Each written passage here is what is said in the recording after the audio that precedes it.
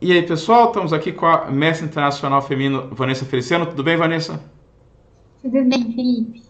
Legal. Um muito breve resumo da carreira vitoriosa da Vanessa. Ela tem 4 títulos brasileiros absolutos, tem acho que 5 brasileiros de categoria, tem um vice-campeonato pan-americano sub-18, 3 Olimpíadas nas costas, uma penca de jasques, imagino, e de medalhas, e já chegou a ganhar, acho que uma taça Santa Catarina, né, que era um torneio absoluto também. É um resuminho, eu sei que tem mais coisa, mas a gente talvez vá descobrindo aos poucos na entrevista. Mas a ideia hoje é tentar entender como é que você chegou lá, né?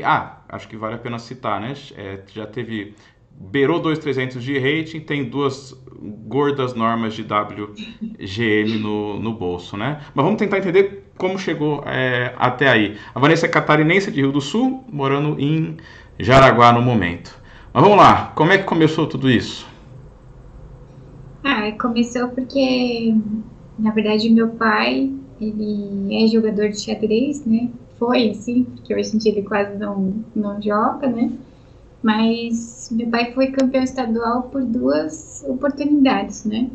E jogou vários jogos abertos por várias cidades e tal. Então, eu acho que o xadrez nasceu com ele, né? E aí depois, com 6 anos, eu pedi para ele me ensinar. E aí foi quando tudo começou aí, um treinamento com meu pai. Mas ele ensinou a mexer as regras, a jogar, como é que foi? Isso porque meu pai, assim, é um grande incentivador do xadrez, né? Então, hoje, por exemplo, ele continua como presidente do Clube Rio Sulense aqui de xadrez, que é um clube bastante antigo, né? E ele, assim, acredita muito na importância do xadrez, né, para a aprendizagem, assim. Então, ele ensinou as minhas irmãs, que são mais velhas, e tentou ensinar eu também, né.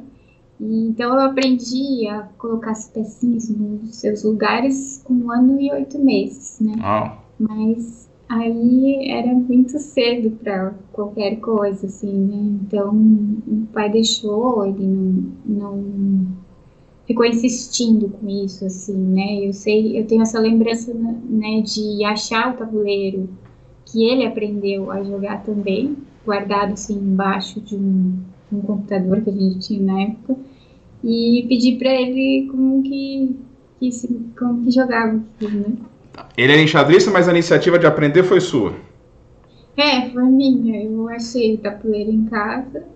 Ele me ensinou, depois a gente coincidiu que a gente foi para a praia, assim, de férias, então ele ficou bastante tempo comigo, porque ele não estava trabalhando, então foi me ensinando e, assim, no começo era um tempo bom que eu tinha com meu pai, né, de me ensinar uma coisa, mas eu fui gostando, né, e aos poucos foi aumentando esse treininho, assim.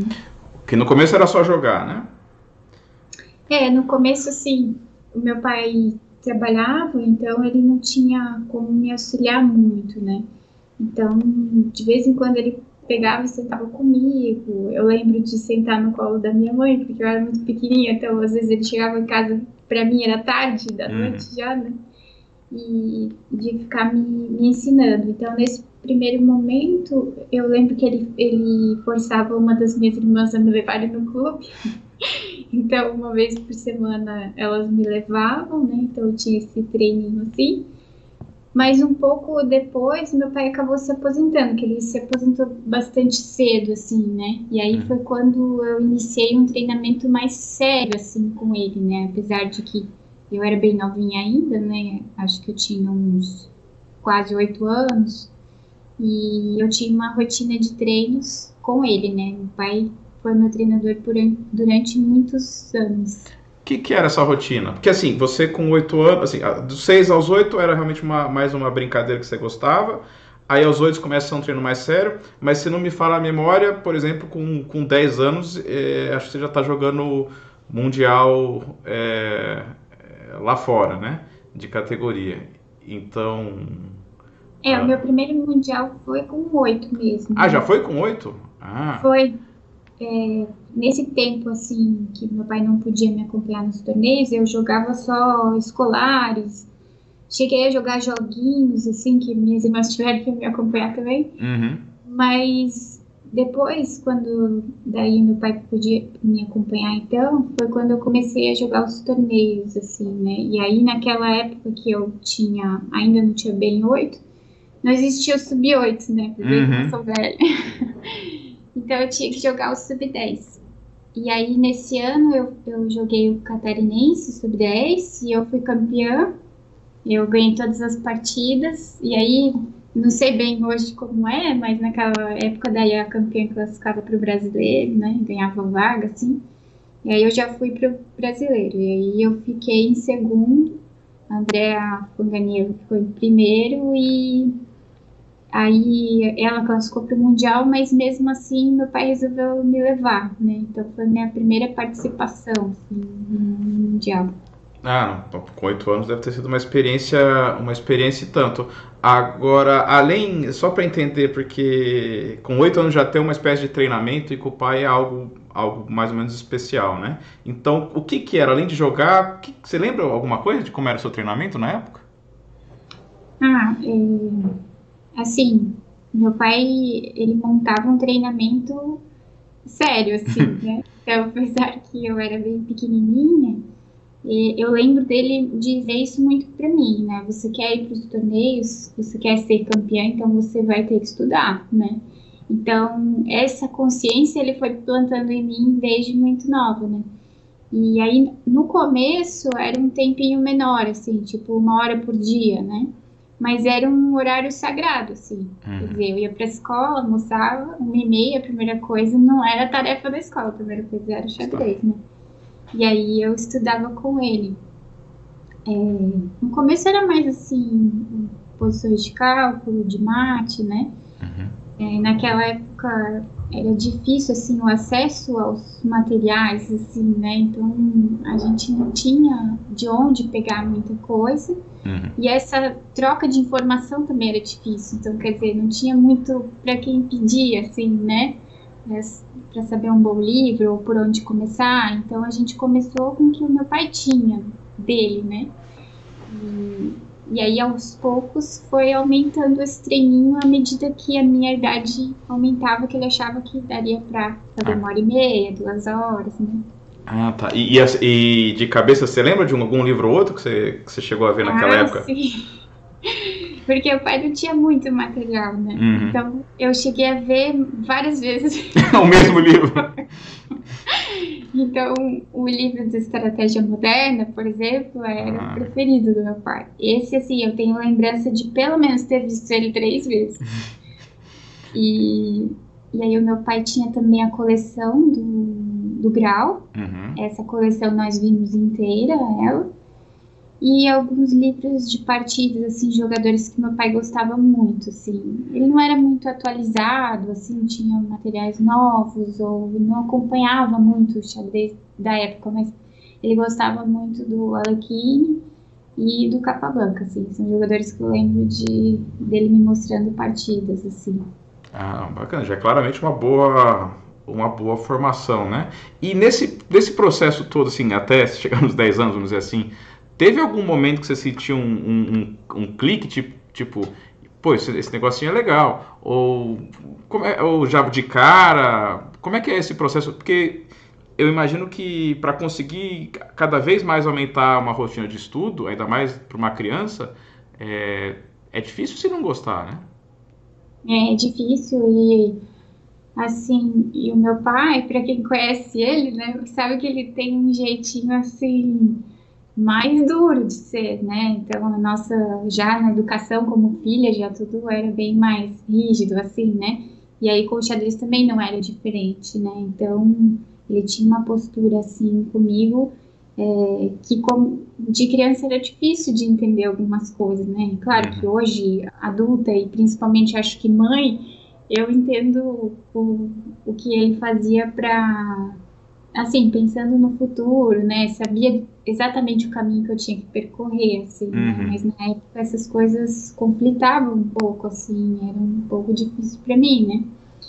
Mas Eu acho que desde o início, assim, eu comecei a gostar, sabe? E acabou que eu tive a sorte de conseguir títulos muito rápido, né? Então, claro, isso teve todo um incentivo, assim, de ganhar troféus tão rápido, né? Medalhas e tal. Então, ir para o Mundial, mesmo no Mundial eu fui muito mal, né? No Eu primeiro. cheguei a jogar na última mesa, assim, que pra mim me marcou muito, eu lembro Uhum. disso até hoje, e era um lugar que eu nunca mais queria voltar. Mas eu era muito pequenininha, assim, comparado, né, era muita diferença para as meninas que já tinham 10 anos, assim, né? Uhum.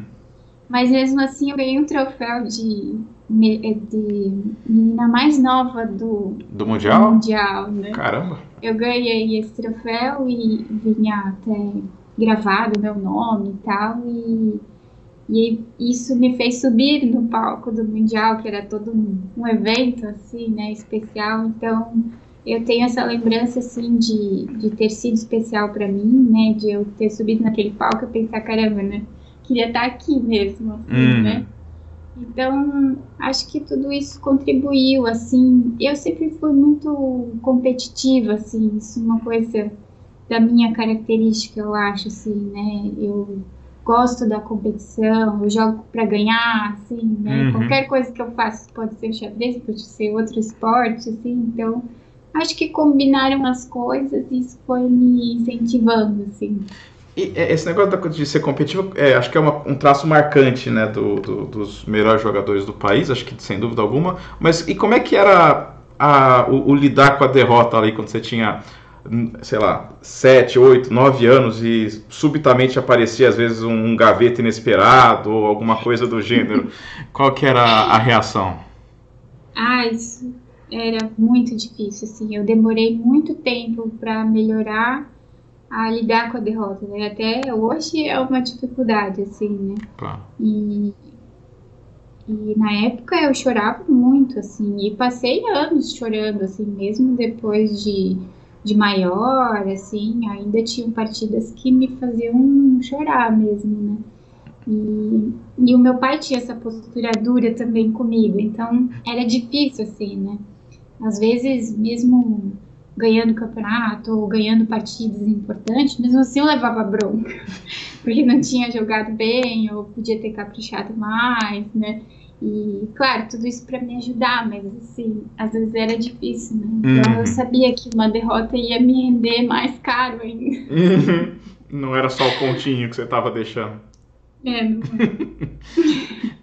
é? Até quando foi esse processo, vamos dizer assim, de pai, professor e aluno e filha viajando, jogando e estudando juntos? Ah, foi bastante tempo ainda, assim. Acho que quando eu comecei a entrar na adolescência, assim, ficou um pouco mais conflituoso, né? Porque eu sempre fui muito quietinha e né, só chorar e não reclamar. E daí depois na adolescência a gente começa a encarar um pouco os pais, assim, né? Uhum. Fica um pouco mais com coragem, assim, sei lá. Uhum. E, e aí começou a conflitar bastante, assim, né? Acho que a relação pai e filha estava assim difícil pela relação de aluna e treinador que se confundia assim, né? Então eu tinha meu treinador dentro de casa, assim, né? Uhum. Então era muita cobrança, era nos torneios, em casa, então isso foi dificultando assim, né?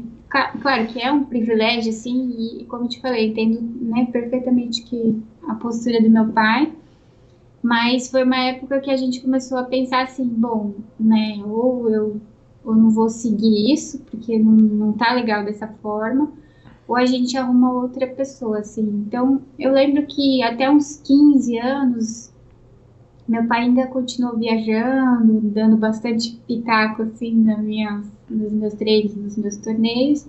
E aí a gente começou um processo de tentar achar uma outra pessoa que pudesse me ajudar, né? Uhum.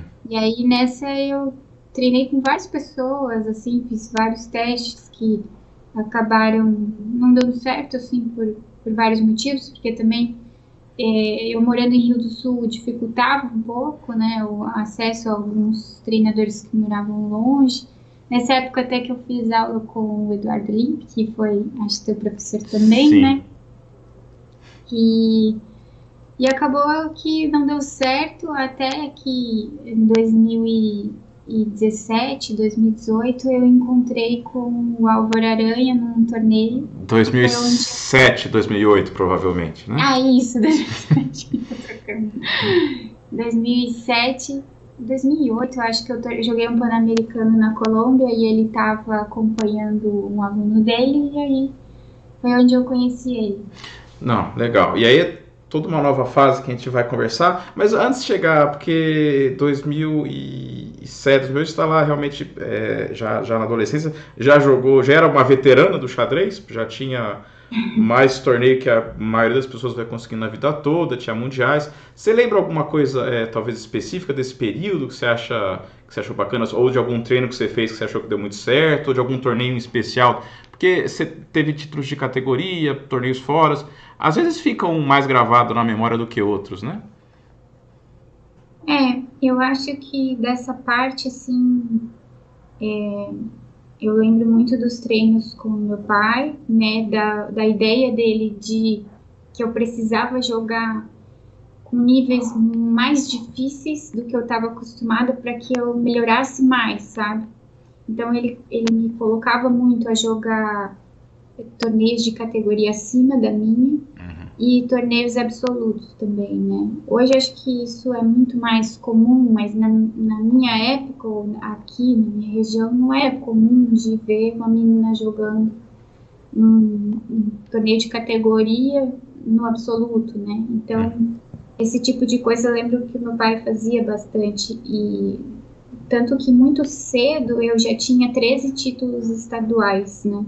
Então eu parei de jogar os torneios estaduais para que eu pudesse investir em outros campeonatos. Então, muito novinha, eu já tinha sido campeã catarinense absoluta, sub-20, né? Com 16 anos também eu ganhei o catarinense absoluto sub-18, né? Então, eu lembro muito dessa época, assim, de que meu pai me botava muitas dificuldades, assim, né, com essa ideia de que eu precisava me puxar mais, assim, né, para eu melhorar mais. E eu não tinha, assim, uma noção muito, assim, de abertura, né. Hoje eu vejo, assim, que, né, eu atualmente não sei muita coisa de abertura, mas, assim, naquela época eu sabia nada, assim. Então eu lembro de que era, assim, era no xadrez mesmo, assim, na garra, na vontade, sabe? Porque eu saía perdida muitas vezes, assim, e acabava convertendo, né? Depois pela força de jogo, assim, né? Então, dessa época que me marca, assim, são as lutas pelas partidas e essa coisa do meu pai me colocar em categorias assim. Diferente, não. Isso é bacana. Bom, a Judite rapidinho fez isso também na carreira dela. Agora, ok, 2007, 2008 mais ou menos, você teve o primeiro contato com Alvinho, seu futuro treinador. Como é que foi essa mudança, né? De não ser o seu pai, para começo de conversa, e dois, assim, foi todo um processo novo, né? Foi bem diferente, assim, né? Porque agora tinha uma pessoa que era um profissional, assim, né? Tinha um olhar diferente. E uma das primeiras coisas, assim, que o Álvaro fez foi perceber que essa relação minha e do meu pai, às vezes me prejudicava nos torneios, né? Então, ele sutilmente percebeu isso e ele colocou algumas regrinhas para o meu pai. Foi bem interessante. E ele, sem falar nada, ele não disse para mim isso, não disse para o meu pai, só ele tomou algumas atitudes assim que foram bem inteligentes e que me ajudaram muito. Então, por exemplo, meu pai não podia chegar perto das minhas partidas que não estava no torneio. E foi muito engraçado, porque ele quase morria, né, longe. Mas isso me ajudou muito, porque eu realmente ficava nervosa com a presença dele, assim, né? E tudo que ele tinha de ideias, porque como meu pai é um jogador de xadrez, ele ele percebe os meus erros, né? E quer dar os pitacos dele. Então, tudo que meu pai tinha para falar, reclamar, ele tinha que falar pro Álvaro primeiro, né? E então toda essa transformação também me fez bem, sabe? E aí o meu pai, o Álvaro ganhou a confiança do meu pai, então meu pai também sabia que o que ele estava fazendo ia me ajudar, né? Então foram vários detalhes assim e também na questão das aberturas, assim, acho que isso foi um divisor de águas para mim. Ele ter entendido que eu não tinha noção nenhuma, assim. Então a primeira coisa que ele fez foi montar um repertório para mim. E eu treinava muito aquilo porque era totalmente diferente para mim. Eu nunca tinha me submetido a decorar lances, né? A aprender coisas assim de abertura, né? Eu lembro que eu tinha um caderninho que eu anotava tudo que ele dizia. E aí eu jogava bastante na internet, assim. E sempre que jogavam variantes diferentes do que eu tinha anotado, que eu tinha visto com ele, eu levava para perguntar para ele, assim. Então, isso eu acho que me ajudou muito, que melhorou muito, assim, né, de início. E alguns livros de início ali que ele viu comigo, assim, que eu não, acho que eu não vou saber falar o nome, mas um dos livros que me marcou muito era um livro que tinha alguns campeões mundiais na capa. E, assim, eu não tinha muita noção, né, de campeões mundiais, assim, de nomes, fisionomias, alguma coisa eu sabia, né? Uhum. E aí eu me assustei um pouco, porque eu vi na capa os jogadores que não tinham, assim, bem o meu estilo. Eu pensei, mas cadê o Kasparov, o Fischer? E não tinha nenhum deles ali. E foi quando ele percebeu também alguns defeitos do meu jogo, né? Então eu lembro de um dos capítulos que era de profilaxia, por exemplo, que era um sacrifício para mim, para eu achar o lance que era o profilático, né? Que evitava e tal. Então era um grande defeito do meu jogo que ele acabou percebendo muito cedo, né? Que eu precisava melhorar meus lances de defesa, jogar posições mais restritas, assim, né, que de se defender mesmo e de profilaxia, né, de ter o cuidado com a jogada do adversário. O que você quer dizer é que antes não era exatamente, você era basicamente tipo um homem das cavernas, era mate ou nada, é isso? E depois... Era isso. Você sente que o seu, assim, a sua essência ainda é aquilo lá que você era novinha, que gostava muito de atacar, e você só foi preenchendo algumas lacunas que enfim, tinham que ser resolvidas? Ou você acha que você já não tem o mesmo estilo que você tinha antigamente? Não, eu acho que ainda é o mesmo estilo, assim, é uma coisa que veio do meu pai, porque eu acho que ele também é um jogador de ataque. Eu acho que o próprio xadrez catarinense tem um pouco disso, assim, né, de ser mais agressivo, assim.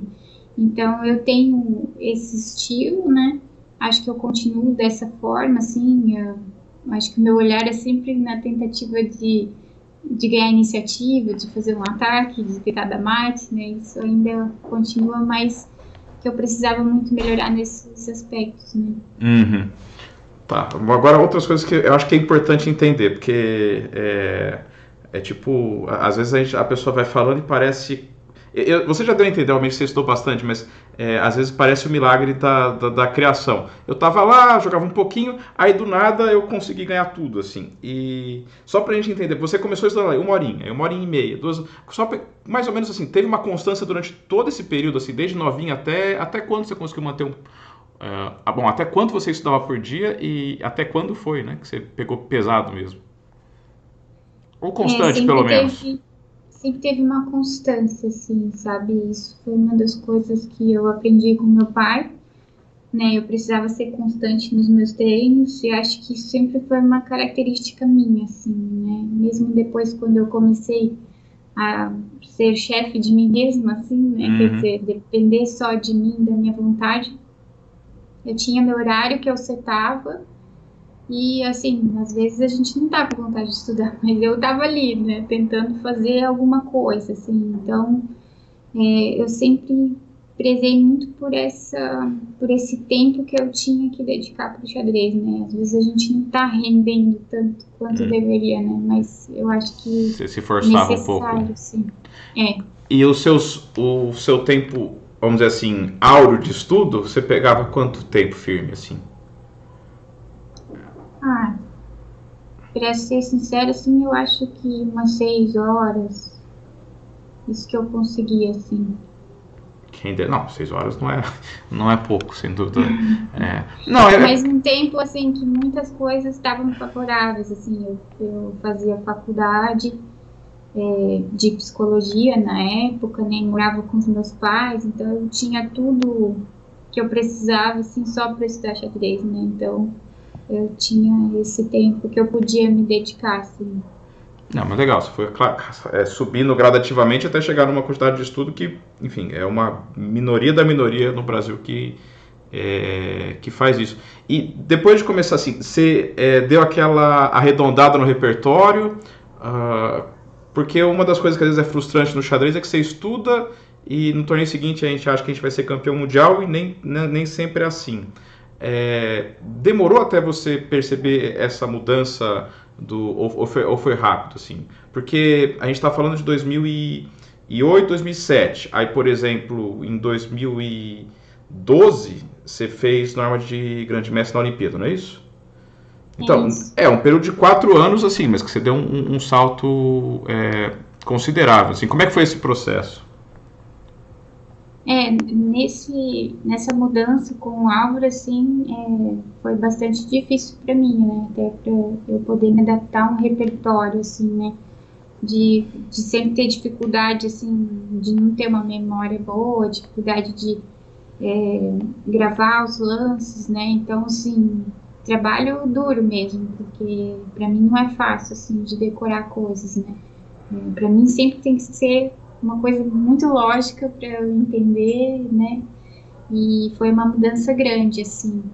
Aquele ano que o Álvaro passou a ser meu treinador, eu mudei também meus hábitos de treino, né? Me adequei àquilo que ele me passava também. Então, assim, foram muitas mudanças, mas que eu segui à risca, assim, porque eu confiava muito no que ele me dizia, assim, que eu precisava fazer a minha parte, né? Uhum. Então, eu tentava cumprir tudo que ele colocava e naquele ano já, quer dizer, a gente iniciou o final de 2007, em 2008 eu já tinha aumentado 100 pontos do meu rating, né? Quando ele apareceu, o meu rating eu tinha perdido um pouco de rating, aí depois disso eu aumentei 100 pontos. Então já foi bastante coisa, né? Uhum. Mas o nosso objetivo era classificar para a Olimpíada, por exemplo, né? E foi onde a gente conseguiu isso. E foi a minha primeira Olimpíada naquele ano. Eu estava treinando muito, tinha muita expectativa, né? E jogar um torneio que valia norma e tal. E chegou na Olimpíada eu não consegui colocar nada em prática, assim. Quer dizer, eu vim de torneios bons, assim, coisas que não deram tão certo também, mas estava, assim, numa ascendente. Mas aí chegou no torneio da minha vida, assim, né? Uhum. Eu não consegui colocar nada em prática. O torneio foi ruim para mim, assim, né? Eu joguei mal as partidas e não tinha, assim, um porquê, porque não estava acontecendo nada, assim, estava tudo indo bem. Eu estava muito feliz porque estava na minha primeira Olimpíada. E, assim, sem motivo, eu não sabia dizer o que exatamente estava acontecendo, mas foi um torneio péssimo, né? E para mim foi muito frustrante, porque era onde eu tinha colocado todas as minhas expectativas, assim, né? Mas um torneio muito duro também, então acho que, como tu falou, o xadrez demora também a ter a maturidade, assim, suficiente, né? Uhum. Isso foi 2008 em Dresden, né? Aí 2010 você não jogou, acho que inclusive porque você estava recém-mamãe. E aí 2012 foi realmente a Olimpíada que você brilhou, né? Você estava com a mesma. Como é que foi jogar a Olimpíada de novo depois de talvez pode falar um relativo fracasso, assim, você não gostou do seu resultado em 2008? Você falou, você estava com aquela sensação, putz, vai ser tudo de novo, ou você já falou, agora eu vou me vingar? O que aconteceu que em 2012 deu tudo tão certo? Em 2008 eu saí com essa sensação, né? E aí em 2010 eu tive que abrir mão das classificatórias, né? Porque eu não ia poder nem jogar os classificatórios para a Olimpíada, ou era uma classificatória, mas enfim, que meu filho nasceu bem nesse período. E mesmo a Olimpíada eu não sabia se eu ia poder ir, né? Com ele tão pequenininho. Então eu abri mão.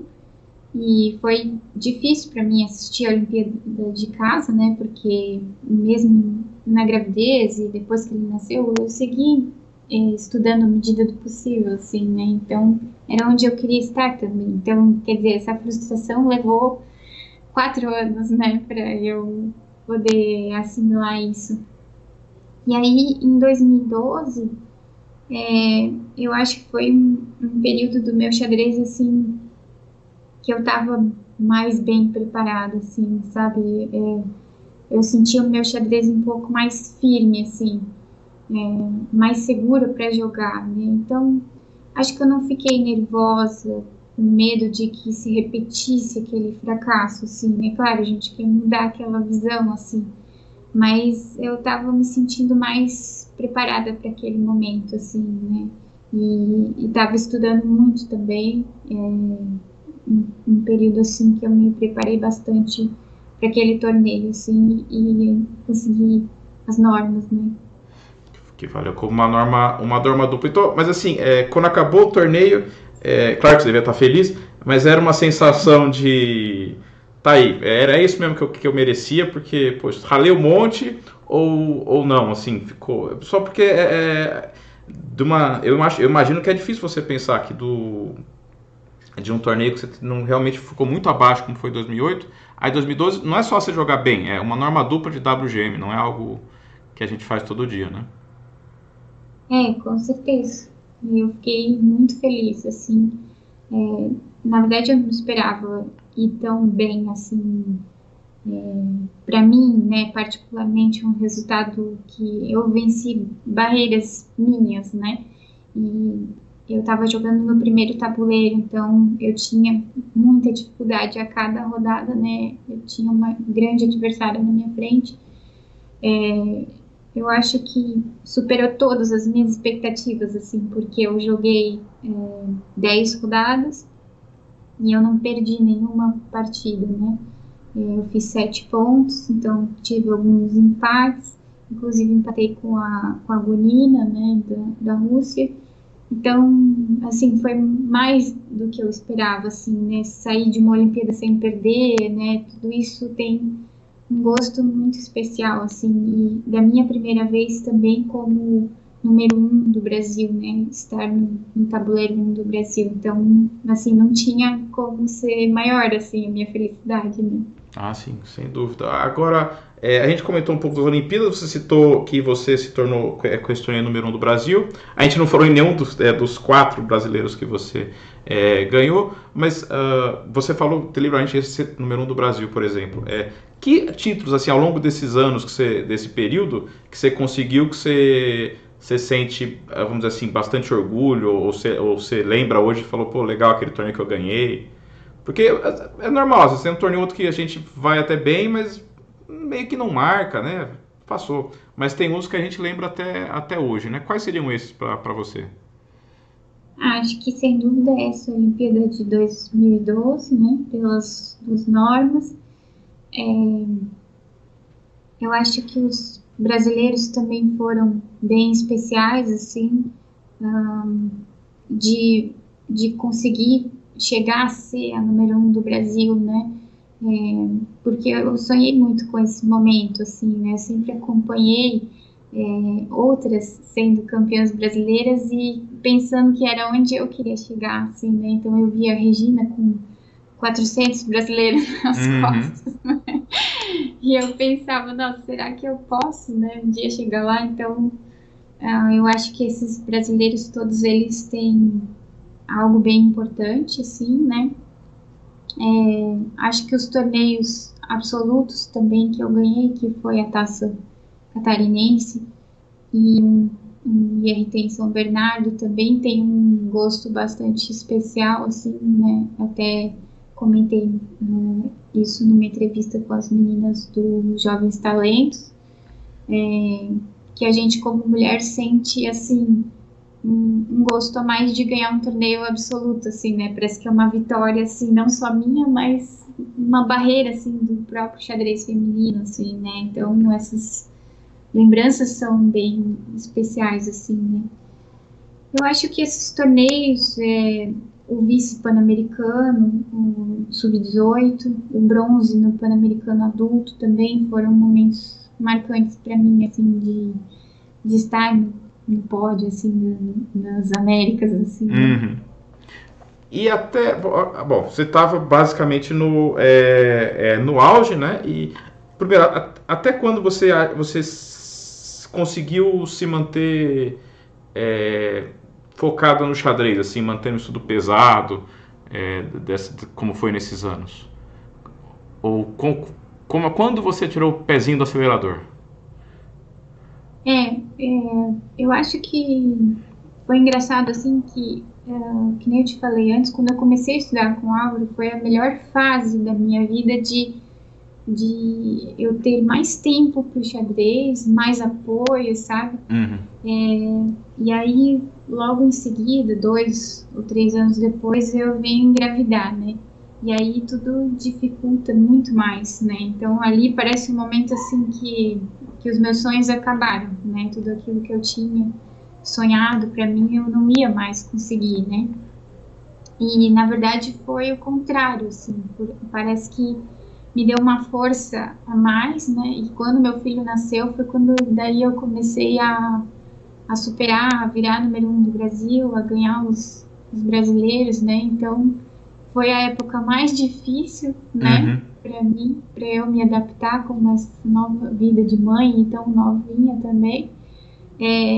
Mas foi a minha época mais feliz com o xadrez também, né? Claro, com todo o suporte da minha família para que eu pudesse viajar, assim, né? Senão eu não conseguiria nada, né? Mas foi uma época de mais dificuldade e que eu mais me empenhei, né? Então, assim, quer dizer, as horas de treino, elas eram mais sagradas do que antes, porque agora eu podia dar valor para isso, né, que eu tinha. Então, nesse período, eu acho que eu me apeguei mais, assim, no xadrez e queria chegar mais longe com isso, né? E o momento que eu fui freando, eu acho que foi quando eu decidi voltar para a faculdade, né, concretizar esse objetivo, esse outro objetivo de vida que também eu tinha, né, e, e aí eu iniciei o curso, ainda consegui viajar e manter os treinos e tal, mas com o tempo foi ficando mais difícil, assim, né, principalmente conciliar com a minha vida de mãe. E por incrível que pareça, quando ele era pequenininho, era um pouco mais fácil de viajar, assim, né? Porque o Davi sempre foi muito mimado aqui na minha casa, né? Como o primeiro neto, o primeiro sobrinho, então, assim, todo mundo ajudava a cuidar. Então, se eu viajasse, eu sabia que ia ter várias pessoas cuidando dele, né? Principalmente meu pai e minha mãe. Então, eu ficava segura. Mas à medida que ele foi crescendo, foi ficando mais difícil, porque ele começou a entender o que era eu não estar em casa, né? Uhum. Então, hoje, assim, ele tem muito orgulho, né? Ele fica faceiro, assim, né? Contando para os amigos, ou ele acha o máximo que ele bota meu nome no Google e aparece em fotos minhas. Mas ele não quer que eu viaje, né? Que eu fique tempo fora, assim. Então, isso vai ficando mais difícil, assim, né? Ele vai contando mais com a minha presença, né? E então acho que esse foi o momento assim que eu acabei abrindo mão um pouco, né?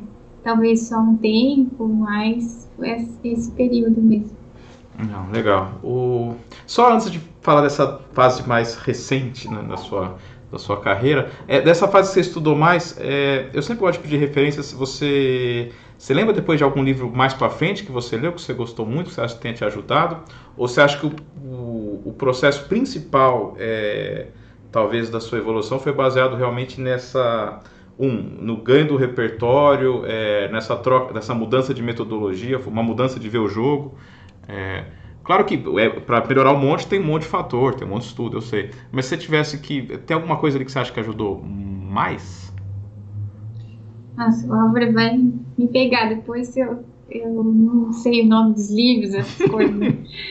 Mas eu sempre gostei muito de estudar xadrez, assim, de ver partidas, né? Então, quando o Álvaro pedia pra eu ver algum livro, alguma coisa, isso não era sacrifício pra mim, assim, né? Eu gostava muito de ver os clássicos, assim, então ele mais ou menos selecionava por jogadores, assim, agora você vai ver esse e tal. Então, eu lembro muito do livro dos meus predecessores, do Kasparov, que eu acho que não cheguei a ver ele todo, assim, mas grande parte eu vi, assim, muito dos jogadores eu vi. Eu lembro de me marcar o livro do Smyslov também, de partidas, que foi um jogador que eu, assim, me apaixonei, né, pelo estilo dele de jogo. O Botvinnik também, 100 partidas selecionadas, né, acho que assim, esse eu gostava muito também. Então, acho que eram mais livros clássicos, assim, livros clássicos de torneios também, nesse sentido também que me ajudou. E nessa época do Álvaro, um livro que ele me deu, que foi logo no começo, e o pessoal acha engraçado, porque é um livro meio de criança, né? Eu talvez seja de criança, mas é um livro do Pano, não sei se você conhece. É um livro bem colorido, assim, grande. São dois livros, assim. E é um livro divertido, assim, tem o diabinho fala com o anjinho, e aí ele vai mostrando os partidos. Mas foi um livro que me ajudou muito, porque eu não tinha muito conhecimento enxadrístico, assim, de partidas clássicas, sabe, dos campeões mundiais, e é um livro que tem uma seleção de partidas que é fantástica, assim, então ele vai separando por temas, né, e tem toda essa historinha engraçada, mas as partidas são muito boas. Então, esse também foi um dos livros que eu vi bem no comecinho, assim, que me marcou bastante. Legal, que também dá um up, né? Dá aquela animação quando você vê um livro que você gosta. Sem dúvida alguma. Aí, ok, teve que diminuir o ritmo, faz parte, mas você ainda conseguia jogar um torneio ou outro, jogos abertos, Santa Catarina, né? Muito recentemente, você ganhou um torneio online, que estava bastante forte, né? E aí vem a pergunta, né? Você tem a pretensão de talvez em algum momento voltar a pegar um pouquinho mais pesado, jogar? Ou você acha, sim, eu gosto muito de xadrez, mas vai ser um torneio ali, outro aqui mesmo, e é isso, assim, pode ser que tenha uma volta, ou vai ser esse... Como é que fala? É aqueles torneiozinhos, assim, outro aqui ali, que nem tá agora. Eu não sei responder bem essa pergunta, porque nesse momento, assim, eu não consigo visualizar, né? Eu estou no último ano da faculdade, então eu tenho um TCC em elaboração, né? Que tem me exigido bastante, né? Até porque eu escolhi um tema, assim, que eu tenho que ficar me atualizando todos os dias, mas que tem sido muito puxado, né? Ao mesmo tempo que a pandemia afetou a todos nós, né, o meu filho está em aulas remotas. Então, desde que começou a pandemia, a escola dele já voltou, assim, para os pais que permitiram e tal, mas eu não permiti ele voltar ainda, assim, ainda não me sinto seguro para deixar ele voltar. Então, ele está tendo aula em casa. Então, eu sou a professora dele em casa, fiscalizadora, né? Uhum. Tipo, meu pai era comigo, agora eu tô igualzinha. Uhum. Mas, então, todas essas situações, assim, têm sido difíceis, né, nesse momento. É claro que eu tenho muita vontade de voltar, né, às vezes vem os convites e eu fico com vontade, mas também, como eu falei, que eu sou muito competitiva, né, eu não quero jogar torneios sabendo que eu vou perder, né, se eu não estudei, eu sei que eu vou perder, então eu não tenho essa maturidade, assim, de, eu vou me divertir, vou esquecer. Não, vai doer muito se perder. E aí eu tava com bastante receio de jogar esse torneio ali com as meninas. mas acabou que eu levei sorte e saí vitoriosa, assim, né? Mas foi bem legal e me incentivou também a voltar um pouco, assim, a dar uma olhada, né? É, a voltar aquele amor, né, pelo xadrez que está sempre guardadinho ali, mas, assim, não sei dizer quais os meus planos futuros, né? Claro que a vontade sempre existe, mas a gente acaba tendo outras responsabilidades, assim, que não sei prever agora, assim, né? Gostaria de voltar, gostaria de poder estar mais nos torneios, mas por enquanto eu ainda não visualizo isso. Ok. Do futuro também é difícil responder. Não é uma pergunta fácil. Agora, meio que obviamente que não dá para sintetizar uma carreira inteira, mas eu queria que você falasse um pouco de qual foi o lance da sua vida até hoje, ou porque você acha que é o mais brilhante, ou porque te dá as melhores memórias, ou sei lá, por qualquer outra razão que você queira dar. Eu acho que a gente tem momentos marcantes, assim, né, de partidas marcantes, que às vezes nem são tão boas, né, ou quando a gente coloca no computador, não é boa mesmo, né, mas são coisas que marcam pra gente, ou assim, vitórias que são vitórias internas, assim, né, da gente. E eu tenho alguns momentos assim, mas o lance da vida, assim, que eu escolhi foi uma partida que eu joguei na Olimpíada de 2014 contra a Carla Heredia, que é uma WGN do Equador. E foi uma PA9, né? E essa partida eu acho que ela, assim, me representa, assim, no sentido de que eu me senti mais realizada, assim, né? Porque a gente tem partidas importantes, como eu poderia dizer o partido da minha norma, mas eu não sinto, assim, que foi um partidão, sabe? Foi uma partida que eu acabei saindo vitoriosa, né? Durante o jogo eu ganho uma peça, mas eu fico tão agoniada com o fato de que eu vou fazer a norma que ali o que eu quero é que a minha adversária abandone logo, para eu garantir essa norma. Eu conheço esse sentimento. Então não é aquele capricho, né? Assim, aquela coisa, tô jogando porque eu quero fazer uma partida brilhante. Não, aquele momento eu queria fazer a minha norma.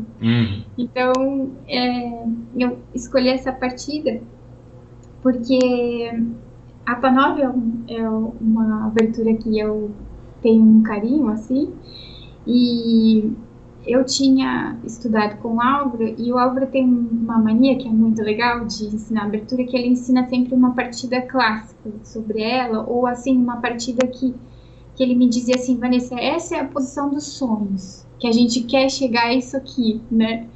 E ele escolheu uma partida do Smyslov para me mostrar, que eu sempre fui fã dele, né? E ele tem um tema de jogar um D5 nessa partida e acaba que ele não joga e joga depois. Mas a gente tinha estudado ela há muito tempo, né? Quando eu fui jogar com a Carmen, eu não achava que ela ia jogar essa variante ou cair nesse tipo de tema, assim, né? Eu tinha preparado outras coisas. Mas como eu tinha estudado muito e tinha entendido essa posição, né? Que nem eu falei, eu tenho mais facilidade quando eu aprendo a lógica da coisa. Então, por isso que esse jeito do Álvaro me ajudava muito, porque eu sabia onde que eu gostaria de chegar, né? E acho que entendendo dessa forma, às vezes a gente entende a diferença das ordens, ou porque vem uma torre de F, não vem a torre de A, né? Aí você começa a entender um pouco melhor e olhar a posição de um jeito diferente.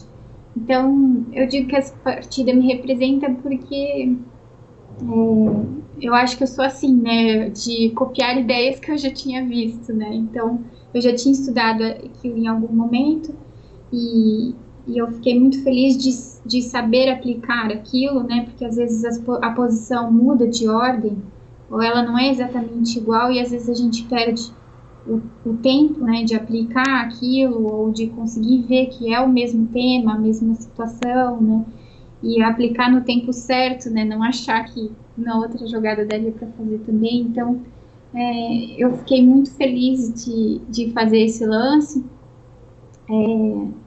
Primeiro tem um bispo B1 que eu preparo, e depois vem esse D5 que acaba aproveitando os temas com o cavalo que está sem defesa em C6, com alguns temas do bispo E7, né?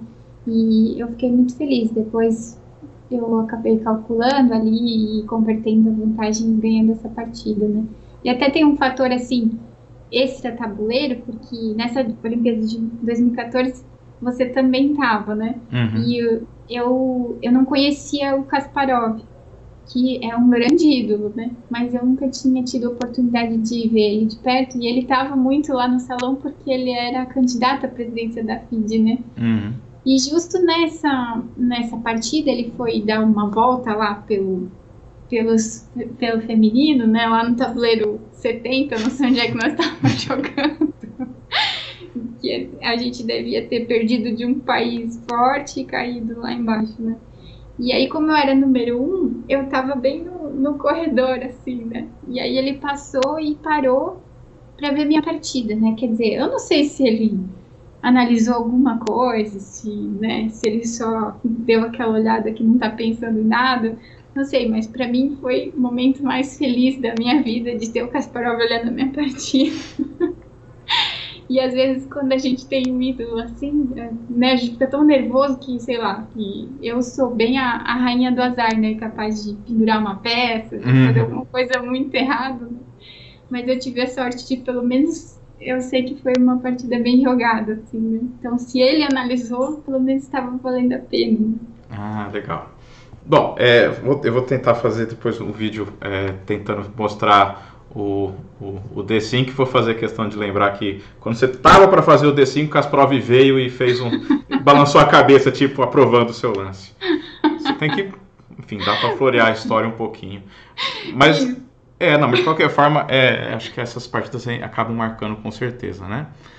Bom, tem uma carreira inteira de muita história para contar, mas deu para fazer um resumo bacana, eu achei.